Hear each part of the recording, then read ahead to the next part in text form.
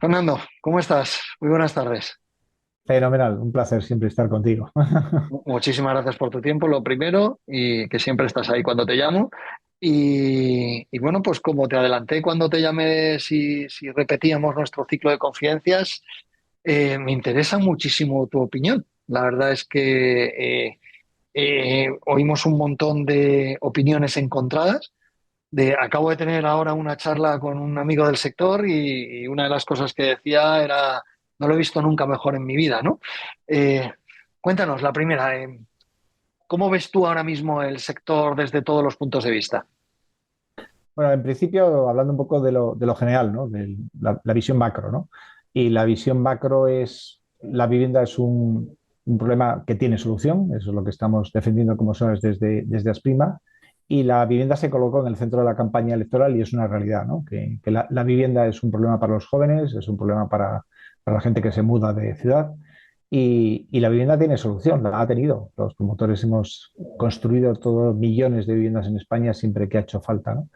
Y por tanto eso es positivo. Desde ese punto de vista, yo creo que al final además la percepción, como digo, de los jóvenes, ¿no? Es el único bien al que no pueden acceder en condiciones accesibles, de low cost, y que no acaban de entender muy bien, ¿no? ¿Por qué no puedo alquilar una vivienda a un precio razonable, en una calidad razonable, o por qué no puedo acceder en otras fórmulas de adquisición a la vivienda a un precio razonable, ¿no? Eso por un Ciertamente lado. es el único bien de consumo, si se pudiera llamar así, al que todavía el joven no tiene un acceso pleno, ¿no? Efectivamente, y además su relación con ella, pues es su primera vivienda cuando se emancipa de casa, se tiene que emancipar en un piso compartido con otros amigos. Eso tampoco es tan traumático porque socialmente yo creo que ha cambiado, ¿no? Y algunos están probando las nuevas fórmulas, los co-living todas las fórmulas novedosas de acceder a la vivienda, ¿no? Pero sigue teniendo un punto que no es fácil acceder, ¿no? No es una cosa que digas, la demanda supera con mucho la oferta y yo creo que tanto los poderes públicos como los promotores tenemos que dar una solución a eso y todos yo creo que estamos por lo menos alineados en buscar esa solución, aunque indudablemente las posiciones políticas y de cómo se da solución a ese problema son bien diferentes, ¿no? ¿Mm? ¿Y te crees? ¿Nos podemos creer que va a haber esa apuesta? Porque, como tú hubieras dicho, al final es una colaboración, ¿no? Entre poderes públicos y sector privado. ¿Crees que de verdad este es el momento en el que nos lo vamos a tomar en serio y vamos a producir las viviendas que se supone que necesitan estos jóvenes para acceder de una manera igual que acceden al coche, al iPhone, al vuelo, al no sé cuántos, que también puedan acceder a la vivienda de una manera razonable? Pues yo sí creo que puede haber en algunos puntos colaboraciones público-privadas que van a funcionar. De hecho, yo creo que planes como el Plan B de Madrid está funcionando y yo creo que es replicable. Pero también digo, cuando desde los poderes públicos se plantean fórmulas 100% públicas, yo creo que tienen un déficit, que es que no saben que la vivienda tiene mucha, mucha, mucha gestión. Es decir, que no se trata solamente de coger decenas de miles de solares de la Sareb y coger millones de euros de entidades financieras, sino que al final convertir eso en viviendas de una carga brutal de gestión, que desde luego esa capacidad de gestión la tenemos en el sector privado y en el sector público no la tienen y cuando la han tenido tampoco han sido especialmente eficientes en promover desde el sector público, ¿no?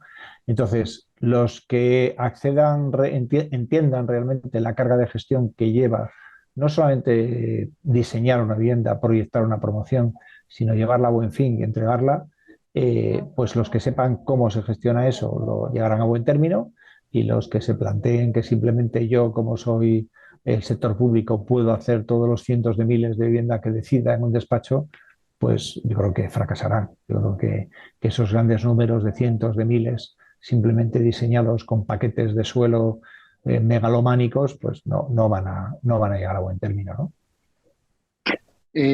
Pasando ya a cosas más concretas dentro de Activitas, de tu libro, de tu negociado, ¿cómo estás viendo el comportamiento del cliente? En algún momento hemos visto que si la inflación iba a parar, a la capacidad adquisitiva de los clientes y vamos a dejar de vender viviendas. Luego parece que, sin embargo, acabas de comentar que hay una demanda brutal y que no es abastecida. En vuestra carne, en vuestro tipo de producto, que además estoy entendiendo vuestro tipo de producto por lo que conozco, Fernando, es un producto más localizado en alrededores de Madrid, es una vivienda relativamente accesible, ¿verdad? En precios contenidos. ¿Cómo estáis viviendo en vuestras carnes esto? Yo creo que las ventas sí han aflojado un poco. Yo creo que la gente no es insensible al tema de los tipos de interés. Aunque por ponerte una anécdota, ¿no? Estamos entregando ahora mismo 60 viviendas en Valdemoro y el otro banco, que no es el financiador, le ha robado el 60 al 70% de la promoción al banco financiador. Y se le ha robado, y pongo tal, con una oferta de un tipo fijo del 2,35. Lo cual en el fondo es curioso, porque en el fondo dices, todos estamos hablando de un Euribor del 4,50 y dices, oye, ¿y cómo un banco puede dar un tipo fijo del 2,35? Evidentemente con vinculaciones, bonificaciones, etcétera, ¿no? Sí, haces el seguro, el no sé qué y el no sé cuánto, sí. Claro, pero la gente efectivamente dice, ya, pero ¿qué pasará dentro de 2 años cuando tú me entregas esta vivienda? Y eso, o sea, en el comprador sobre plano directo ahora sí está teniendo un cierto impacto, ¿no? Nosotros estamos vendiendo en Costa, en Málaga, y en Málaga no está teniendo mucho impacto porque los extranjeros compran en una gran medida con cash, ¿no? Con fondos propios, ¿no?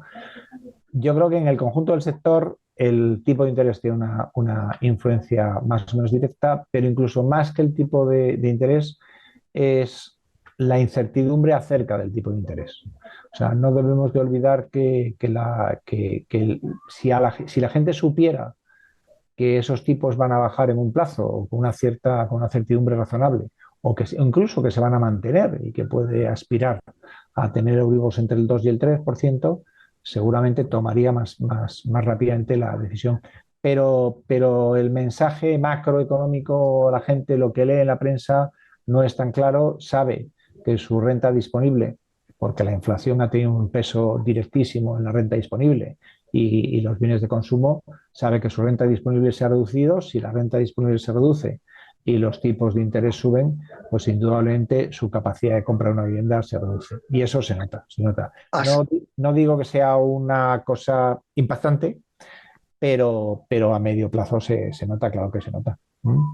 ¿Eso significa que vamos a tener un ritmo de ventas más lento, más pausado? ¿Ese ritmo de ventas va a afectar a las entregas de llave y vamos a acabar teniendo restos? Acabas de comentar, acabo de entregar una promoción en Valdemoro, no sé si te han quedado restos o no.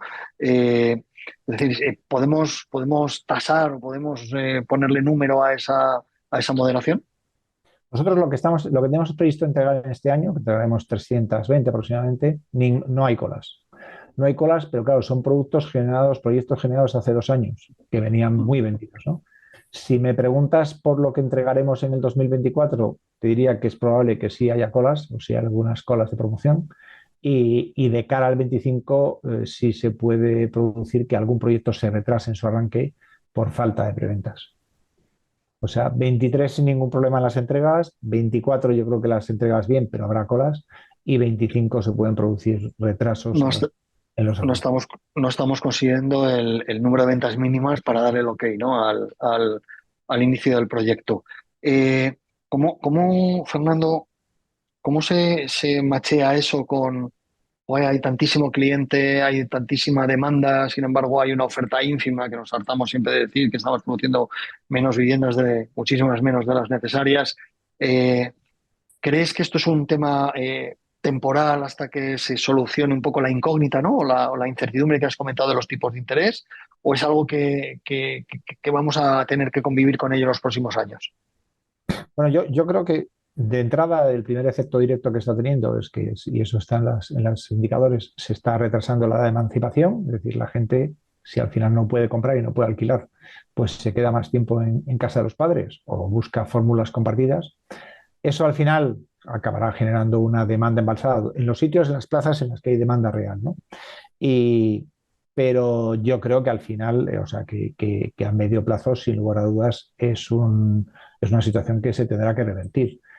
Porque cuando decimos es que los tipos de interés están altos, bueno, ¿y cuál es un tipo de interés razonable, no? Yo digo Sí, que tipos, tipos de Hemos interés. vivido, tú y yo hemos Claro, vivido alguno un pelín más alto. a mí tipos de interés por debajo del 5% no me parecen tipos altos. Tipos de interés del 2% me parecen baratos, tipos de por debajo del 0% me parecen absurdos.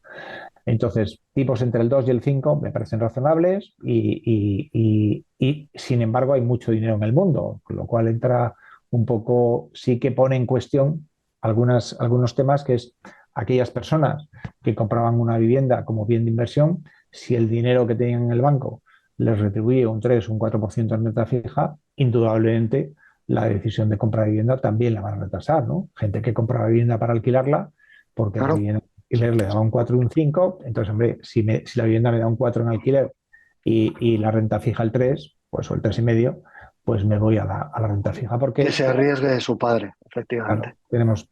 Pero además te diré, a mí uno de los temas que me preocupa más a largo plazo y que aunque es una frase que odio, la de ha venido para quedarse, es el tema del coste de construcción. El coste de construcción realmente nos está desanimando de poner en marcha algunos proyectos porque cada oferta que pedimos al mercado es más cara que la anterior. ¿Estáis consiguiendo cerrar costes independientemente del precio de la subida? Porque alguna de las conversaciones que he tenido con compañeros tuyos es, jo, es que me cuesta cerrar precios, que me dicen, oye, no te puedo ofertar para algo que lo mismo me vas a licitar dentro de 6 meses, que voy a tardar 2 años y que al final voy a tener que meter las instalaciones en año y medio, y es que no te puedo dar un precio cerrado, Sí, porque estamos cerrando los precios muy próximos al arranque de las obras. muy próximos. Pero, por ejemplo, el proyecto de Mijas lo teníamos, digamos, preacordado hace 8 meses. La obra la empezaremos ahora en breve y tuvimos que renegociar entero porque la obra se empezó 8 meses después, ¿no? A eso me Pero, refería.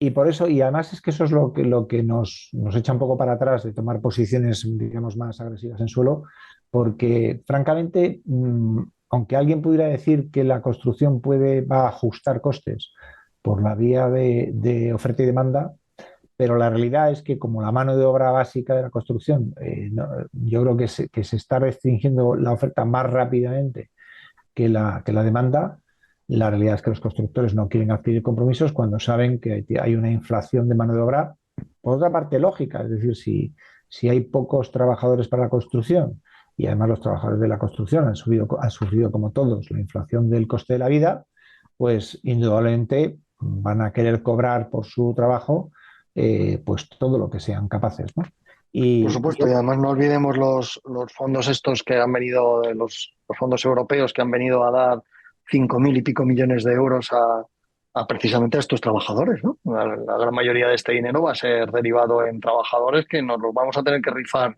contra el de la reforma de edificios, ¿no? claro, nosotros, fíjate, hace poco no cerramos un suelo en Valdemoro, una plaza que conocemos muy bien. Estaba aproximadamente, lo que es el coste del suelo, aproximadamente un 20% por debajo de otros suelos que habíamos comprado, promovido, entregado y rentabilizado. Y no compramos ese suelo un 20% más barato porque ese 20%, que eran ciento y pico euros más barato que el último que habíamos comprado, pues como la construcción nos costaba 300 o 400 euros más por metro, al final no No salimos. salían los números. Entonces, realmente la construcción se va a comer una parte, o sea, entre los tipos de interés y la construcción están dejando un margen muy reducido, que básicamente es que incluso promociones que pudieran tener demanda a un precio razonable, lo que no vas a tener es mucha elasticidad en el precio. O sea, me preguntabas antes por las ventas. Yo creo que vamos a seguir vendiendo, pero lo que sí es verdad que es que la elasticidad al precio que hemos tenido, de que, oye, pues vendías un porcentaje de la promoción y reducías precios, etcétera, eso es lo que no va a ocurrir. Vamos a vender, como no va a vender, vamos a vender todo lo rápido que nos gustaría, pues no vamos a poder aplicar esas subidas de precio y como no vamos a poder aplicar esas subidas de precio, no tendremos dónde repercutir incrementos de costes de construcción, ¿no? Entonces, a mí me gustaba hace poco, Óscar, que tú lo conoces, nuestro director de promociones, decía, mira, hace un año los constructores se encontraron en un sándwich entre los promotores y los subcontratistas. Tenían Sí, contratos cerrados con los promotores a un precio fijo, X, y los subcontratistas empezaron a apretarles pum, pum, pum, pum, y el constructor se quedó ahí en un sándwich en el que el subcontratista le pedía más dinero, él tenía que pagarlo porque tenía que acabar la obra y sin embargo con el promotor tenía un contrato cerrado, ¿no? Y Oscar decía, y ahora lo que va a pasar es que los promotores nos vamos a encontrar en un sándwich entre los constructores que te van a decir, la obra cuesta esto, y si no me pagas esto, no me interesa hacerla. Y el Cosa que... cliente. Y el cliente que dice, pues valdrá eso, pero yo no puedo pagar más de esto. No puedo pagar más de esto porque mi capacidad económica no ha mejorado, mi renta disponible se ha reducido por efecto de la inflación y además los tipos de interés están más caros, con lo cual yo no te puedo pagar. Entonces al final te aprieta el cliente final, te aprieta el constructor y el que se va a quedar en un sándwich entre el cliente Es el final promotor. y el constructor es el promotor. Fernando, y esto que estás comentando, ¿crees que afecta por igual a todos los tipos de productos o hay ganadores y perdedores? ¿Hay tipos de productos en los que todo este rollo no les afecta o otro tipo de producto al que sí le está afectando? Por lo que has comentado, estoy entendiendo que también tienes una residencia en Costa, vivienda accesible en Madrid. Eh, Cuéntame en cuanto a tipo de producto, ¿dónde están los mayores problemas o dónde están los que menos sufren? Sin lugar a dudas, por la parte del coste de construcción, es mucho más sensible al coste de construcción la vivienda accesible. O sea, la vivienda accesible, el peso de la construcción en términos porcentuales es mayor y, por tanto, la sensibilidad que tienes y la capacidad de recuperar es mucho menor. O sea Y que, entiendo que la financiación también, ¿no? y la Es decir, que financiación, es en la claro. vivienda accesible el porcentaje de financiación, entiendo que siempre es mayor que la vivienda de alto standing, ¿no? Que llegas con más casa. Y evidentemente también los tipos de interés a aquellos clientes que compran en efectivo o con fondos propios son algo menos sensibles, ¿no? Al tipo de interés, ¿no? Pero yo ahí también te digo una cosa, que indudablemente no se comportan ni todos los productos ni todos los mercados de igual manera, y eso ya lo hemos vivido en el pasado, ¿no? Pero también hemos vivido que antes o después el mercado inmobiliario está conectado. Entonces el producto de 200 se conecta con el de 300, el de 300 se conecta con el de 500 y el de 500 se conecta con el de 1 millón, ¿no? Y aunque tengan reglas distintas, porque indudablemente un piso en el retiro es un piso en el retiro y tiene un mercado mucho más de oportunidad, ¿no? Pero en otros sitios, o sea, cuando la gente en periferia dice, oye, pues en la periferia de Madrid voy a hacer chalés de millón, ¿no? Pues ese tipo de producto yo creo que también va a sufrir. ¿No? Fernando, hay algo en la ecuación que no entiendo, ¿no? Hay una demanda importante. El precio de la vivienda es un precio de la vivienda que tiene un factor que es un factor privado que puede hacer oscilar el precio de la vivienda de una manera brutal, que es el suelo, ¿vale? Es el que más fácil se puede ajustar, ¿no? Porque la construcción, como bien dices, hay unos subcontratistas, que detrás hay unos materiales, que detrás hay una mano de obra, que hay no sé cuántos. La financiación tiene unos bancos, unos Europas, unos fondos, unos no sé cuántos. Pero el precio del suelo es un precio del suelo que, como bien sabemos, el propietario del suelo pone el precio en relación a lo que vende la promoción o ha visto que se vende la promoción y echa el número inverso, ¿no? Pues si le quito la construcción, le quito el margen y no sé cuánto, mi suelo vale tanto, ¿no? Eh, Habiendo tanta capacidad de vender, ¿vale? Porque estamos diciendo que hay mucha demanda y simplemente no estamos cuadrando la rentabilidad, ¿por qué el suelo se resiste? ¿Por qué nos está costando a que ese factor, que en principio es un factor que depende de una persona, que es un propietario del señor de la huerta o un gran tenedor, me da igual de suelo, pero que al final es alguien que es una única persona, que no tiene toda esa escala de problemáticas detrás? ¿Por qué se resiste a adecuarse a la ecuación? El tiempo le ha venido dando la razón. O sea, el tiempo ha dicho que si puedes aguantar con el suelo a un momento álgido del mercado, lo acabarás vendiendo en el precio. O sea, si tú has sido propietario en Cañaveral, por ponerte un ejemplo, y ahora fueras propietario en Berrocales y has visto que el que mejor vendió en Cañaveral fue el que vendió el último, no el último, pero de los últimos, pues en el fondo dirás, oye, ya me has fijado un precio y Berrocales saldrá de ahí hacia arriba, ¿no? Entonces, los propietarios de suelo saben que es un producto escaso, no hacen tampoco un análisis estrictamente financiero, porque el análisis financiero sería, oye, muy bien, tú aguantas el suelo un año, pero la rentabilidad que obtienes de aguantar un año es mayor o es menor que la que obtendrías alternativamente con ese dinero en un producto financiero, por decirte algo, ¿no?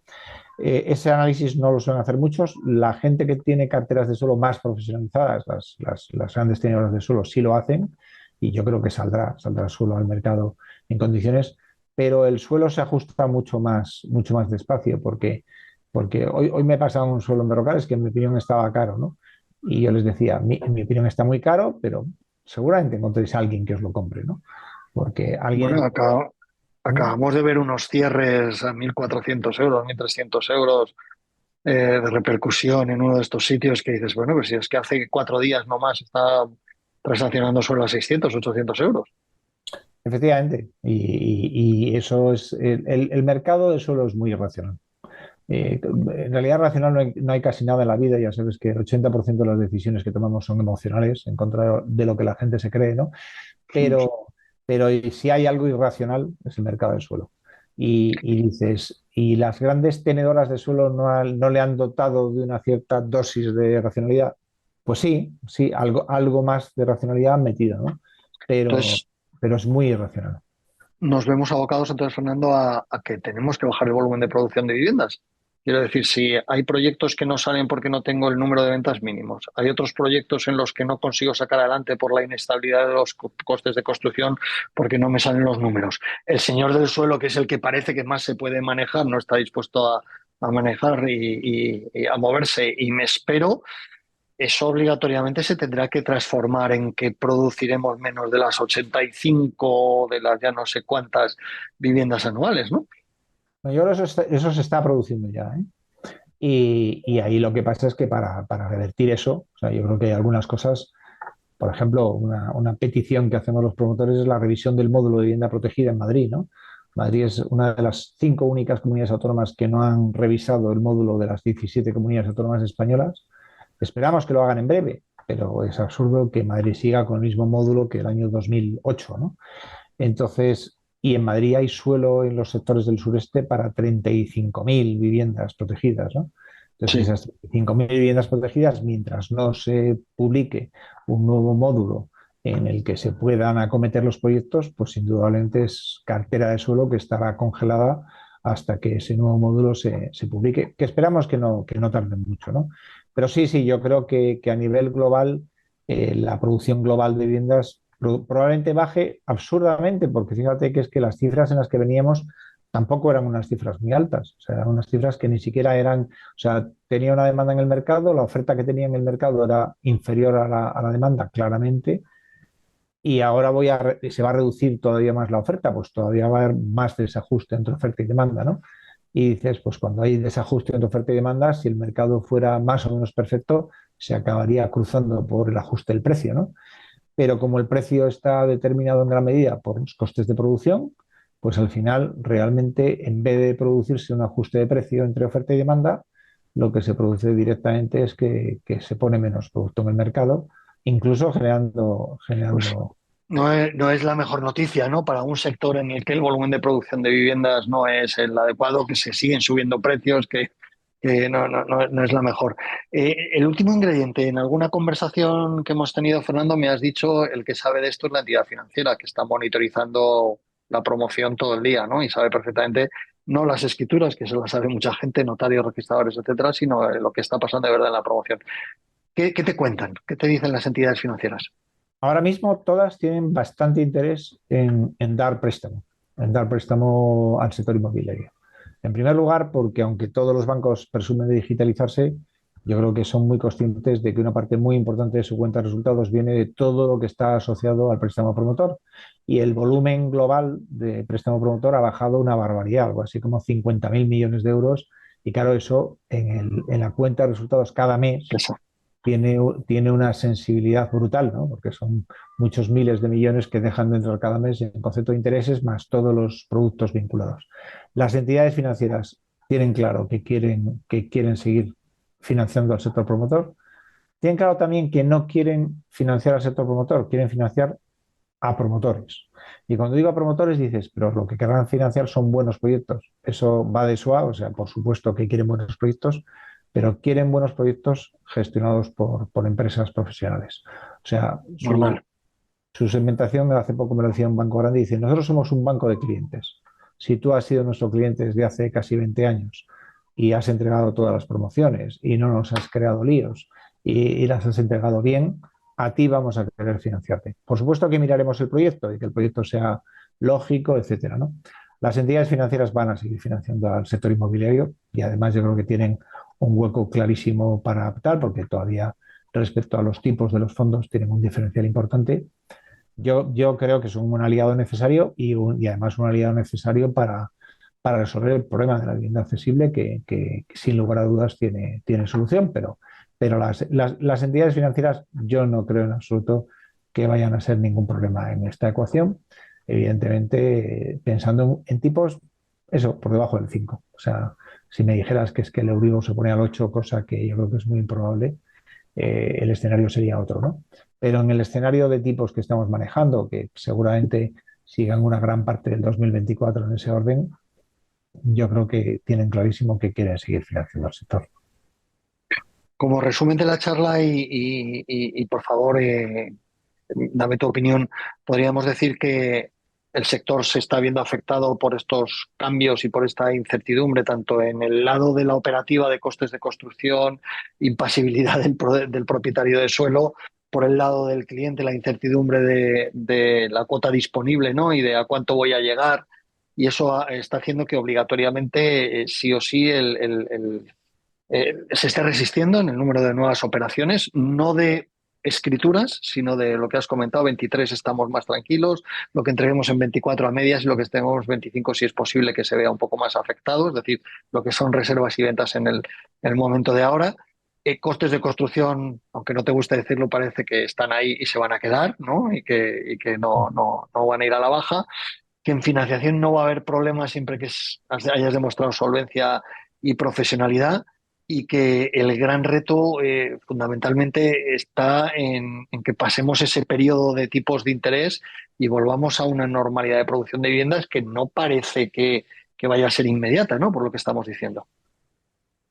Bueno, yo creo que vamos a estar en esos niveles que son insuficientes. O sea, el problema está en que, aunque bajaremos un poquito, yo creo que retomaremos las 100.000 viviendas, pero 100.000 viviendas yo creo que para una economía como la española, sobre todo para una economía como ¿Pero la tú crees que española, llegaremos a ellas?